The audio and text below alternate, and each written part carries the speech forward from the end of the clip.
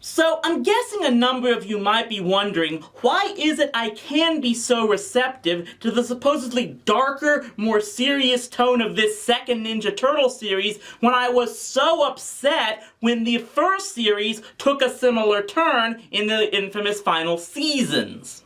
Here's the thing, with the Fred Wolf series and the Red Sky years, that was a case of executives forcing a darker tone on a show that was already established as being lighthearted. It thus alienated the fans of that show with such a dramatic change out of nowhere while doing nothing to attract new viewers, especially because there was clearly no direction with the writing. This series, on the other hand, was a clean slate, a chance to start fresh with a new continuity, new tone, and new characterizations. And the fact that one of its creators was now directly involved meant the show had a clear direction. With this series, Peter Laird wanted to take the stories created in the original comics and adapt them from television. And as far as it being so much different than the original series, well, let's just see. The second season starts with a 5-part mini-series titled Turtles in Space,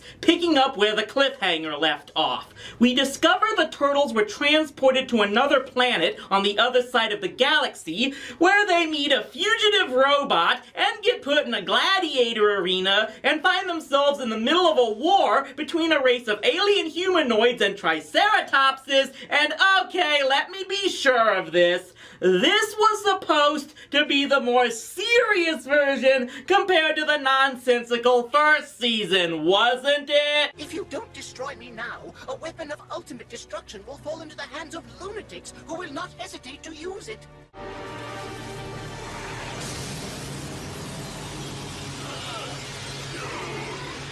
But how can this be? My teleportal didn't work. Well, somebody's dead. That takes us immediately into the next mini-series, Secret Origins, where we see the Guardians are the ones who brought the Turtles back, and the whole issue last season was a big misunderstanding as they took Splinter in order to heal him. And we finally learn who these beings are. They call themselves Utroms, and their story is inextricably interwoven with our own. The ooze that originally mutated us all was a byproduct of their experiments with this transmat device. Beam these intruders back to their original coordinates. Yes, sir.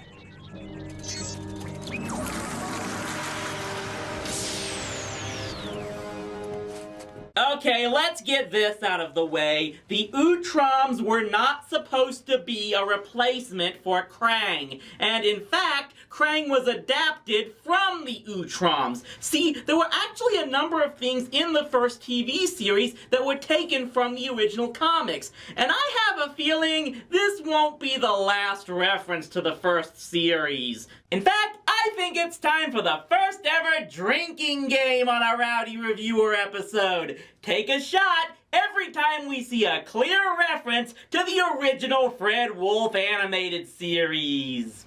At any rate, the leader of the Utroms, Mortu, takes the turtles to this virtual reality simulator where they can get an up-close view of their story. Whoa, dude. We're on an Utrom starship. So, 1,000 years ago, the Utroms were transporting the most dangerous criminal when his attempted escape led them to crashing on Earth in feudal Japan. Stranded, the Utroms have waited the past millennium to develop the technology that would give them a means back home. It was in ancient Japan that they built their biosuits to disguise themselves as humans, but the evil Utrom steals the suit, and eventually, the Utroms encounter the Shredder for the first time.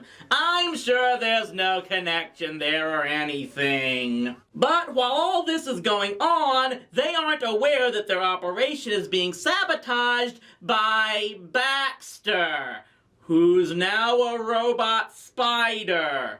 Well, you can be sure Kevin Smith didn't write this episode. Sweet dreams. What the?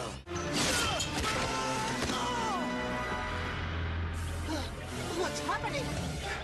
I don't understand.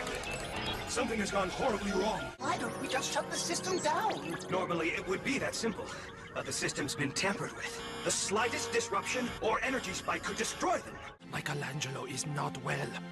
And I fear that in this dream world, if we believe we have died, then we will truly die. Okay, remember everyone, I still have read very few of the original Ninja Turtles comics, and what I have read have been mostly reprints, so I don't know exactly how much of the original stories were put into the adapted TV episodes. So I hope you take that into consideration when I say, just how many more times are you gonna rip off the Matrix here? So the Turtles are at risk of dying in the Matrix, and the military is launching a strike on the Utrom building. Meanwhile, April tries to get information on what's going on by disguising herself as a TV news reporter. What?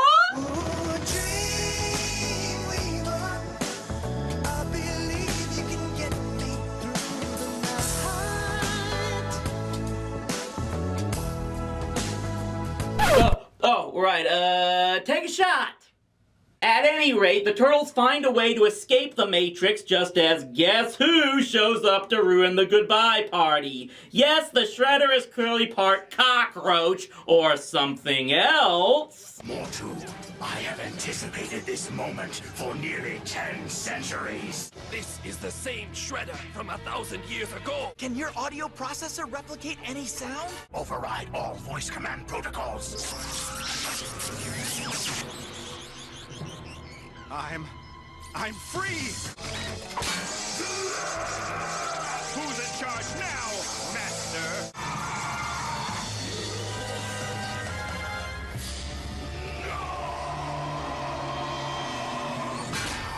You're going home. I hate walking on my tentacles. Oh, shut up, Craig. Take a shot! It is we who are honored, Master Splinter. Before we leave, a small token of our appreciation.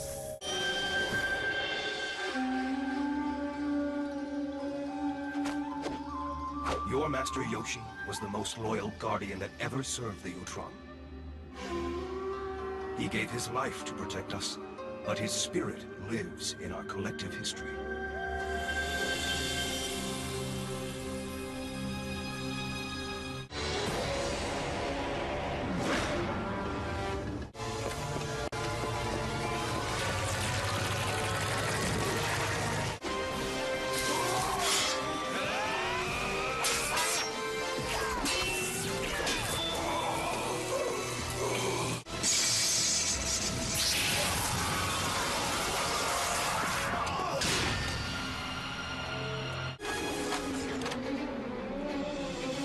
The Shredders? And Utrom? Ah! It's the prisoner dude! He's the one who Escaped after causing Mortu's ship to crash on Earth a millennium ago. So let's make sure we're all clear here. In the first TV series, Oroku Saki was a human ninja who usurped command of the Foot Clan from Hamato Yoshi and then somehow formed an alliance with an alien brain-like war criminal who gave him the technology to try and conquer the planet, including a mutagen compound that he used to try and destroy Yoshi, but instead transformed him and the Turtles into their mutant forms. In this series, Saki is the alien brain-like war criminal who caused his fellow beings to crash land on Earth 1,000 years ago, and they've spent all this time disguised as humans and fighting each other while building a means to return home, and the waste produced from their technology produced the ooze that transformed Splinter and the Turtles. Which is supposed to be the more ridiculous storyline again? Cause I'm saying just flip a coin at this point. I got the transmat recalibrated. Let's hope wherever we're going is a lot better than the last place we went.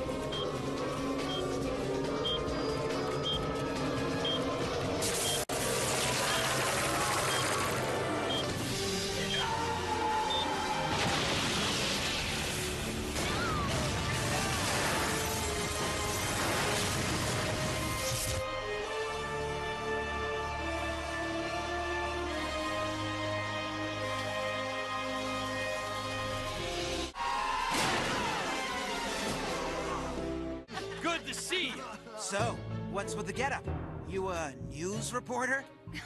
In another lifetime, maybe. Seriously though, you should really think about hanging on to that jumpsuit.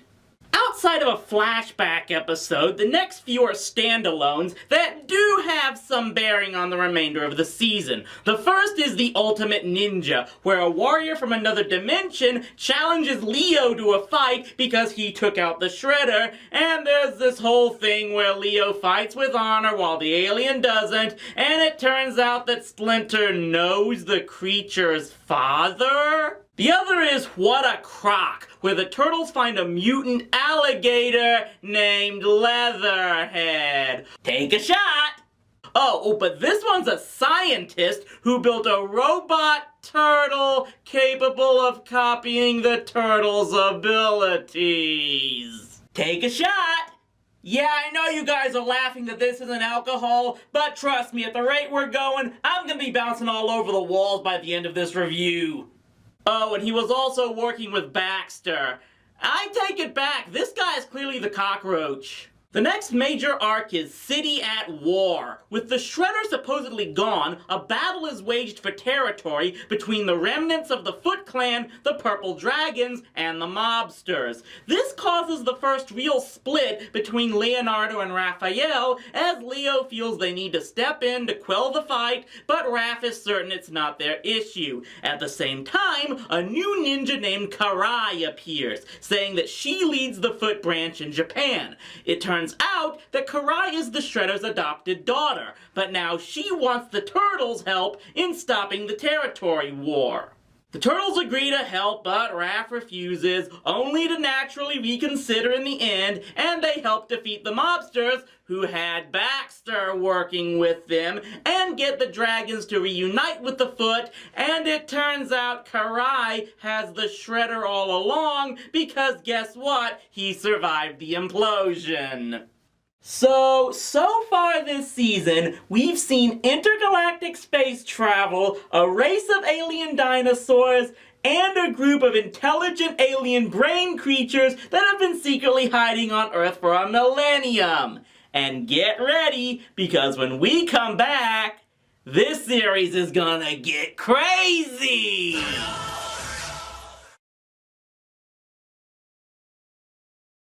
Following a couple more really insane one-shots, including one where the Turtles and Casey have to rescue the trophy for a hockey league if it was run by Vince McMahon, we move on to Rogue in the House. The Utrom Shredder has fully healed, and Karai has rebuilt his exosuit. In his absence, the Foot has been rebuilding their empire, including an army of robot ninja warriors. Take a shot! And of course, they were made with the help of Baxter, who is now a brain in a jar. Okay, this is now turning into something that Joel and the bot should be reviewing. Meanwhile, the Turtles run into a Triceraton that escaped the Utroms back in Secret Origins, only he's now gone cuckoo for Cocoa Puffs from breathing Earth's atmosphere, and because of that, thinks the Turtles are his superior officers in the Triceraton army. This proves helpful when they're attacked by a robot duplicate of Splinter. Take a shot!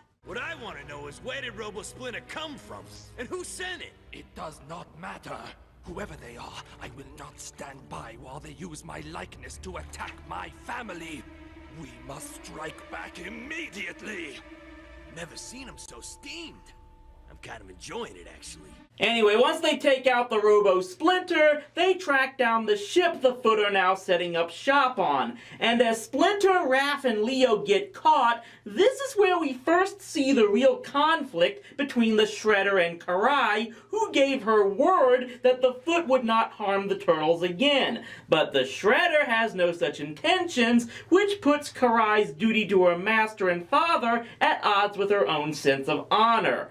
Ultimately, her honor wins out, and the Turtles are able to destroy the Shredder's operation again, with the Triceraton actually being the one to take out the Shredder so the others can escape. It's actually a pretty touching scene, and many who have served in battle can probably relate. Sirs, tell them Zog fought bravely for his comrades.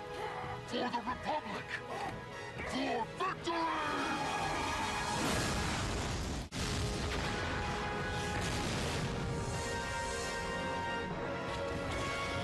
You know, it was a real honor having Zog as one of us. He was a great warrior. Of course, was anyone surprised that he survived? This is why I didn't bother using the "he might be okay" joke for this review. There were 2 more one-shots in this season, and the one that seems to stick out for a number of fans was April's artifact. The Turtles and April get transported to another alternate world that her uncle appears to have been caught in that happens to feature a race of giant wasps. That ultimately leads to this scene. Get away from him! You witch! You defeated the giant Hornet Queen all by yourself? Like I said, something about that place just brought out the Jungle Girl in me.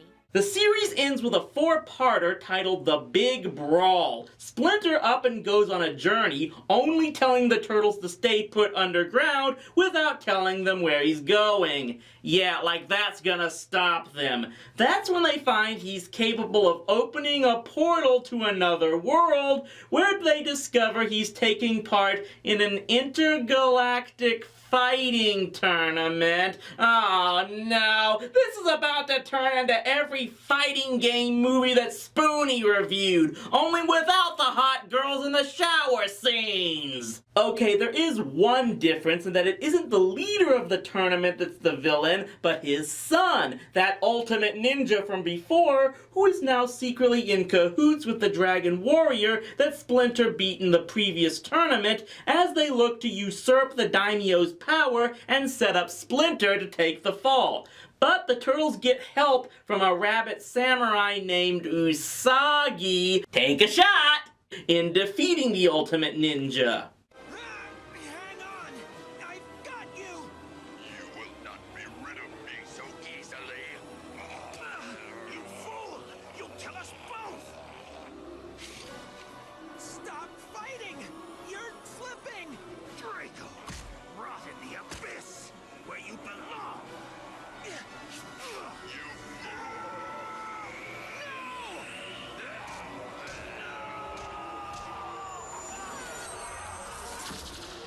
Oh, and Michelangelo wins the tournament. I'm sure he'll be humble about it. See what it says? Battlenex is champion, which is me, the greatest warrior of the trans-dimensional multiverse, which is me. You only won on a technicality. Technically, I kicked your sorry butt in one of the bouts, remember?